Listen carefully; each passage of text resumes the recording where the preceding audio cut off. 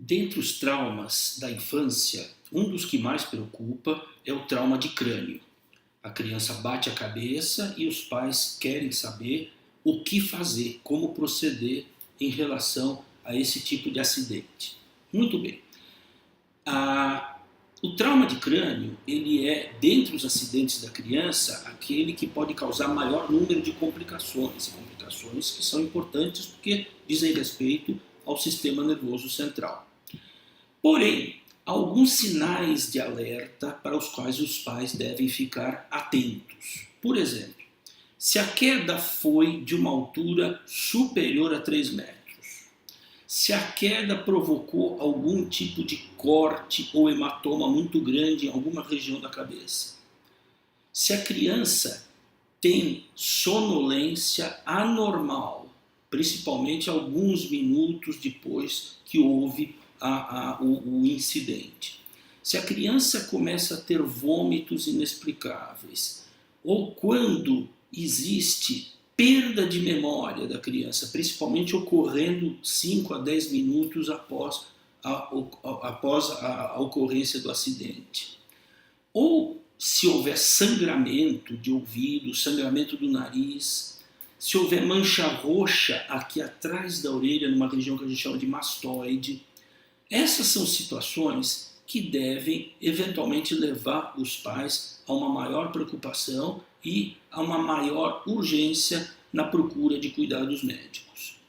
Se a criança também, além da queda, apresenta alguma deficiência logo a seguir, perda de força muscular, perda de movimentação de alguns dos segmentos corpóreos, isso também deve levar a gente a procurar assistência médica com maior rapidez. De um modo geral, sempre é aconselhável pelo menos notificar o médico da criança, descrever a ocorrência, para que ele possa orientar de uma forma mais eficaz.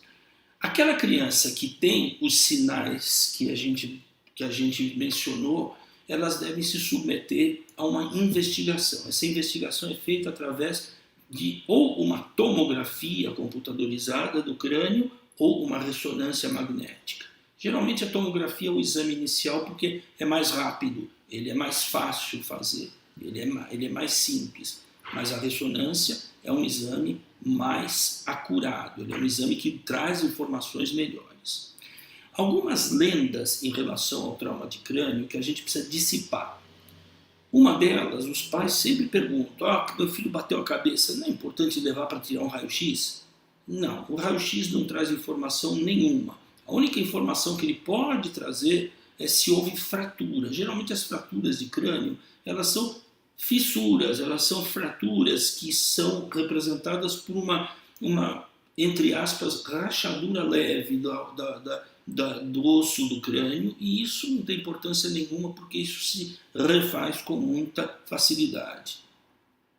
E a outra coisa que os pais sempre nos perguntam, e isso realmente é algo que está no consciente de todas as famílias, é não deixar a criança dormir depois de bater a cabeça. Isso não corresponde à verdade, isso não tem significado nenhum. A criança pode, evidentemente, dormir depois que ocorreu a queda, depois que ocorreu o trauma.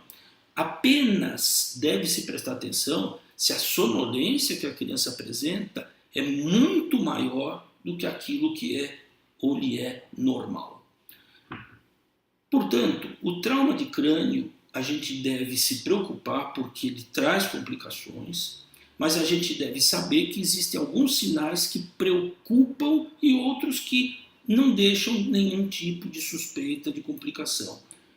Se a criança foi uma queda leve, se foi uma batida que não foi com grande intensidade, com grande violência, se a criança se apresenta bem depois que houve o trauma, não tem sonolência absolutamente incomum, não tem vômitos, não tem perda de equilíbrio, não tem perda de movimentação, aí é sempre importante buscar orientação médica, mas sempre com tranquilidade, com calma, e levar ao hospital caso o médico não seja encontrado ou caso ele o recomende que se o faça.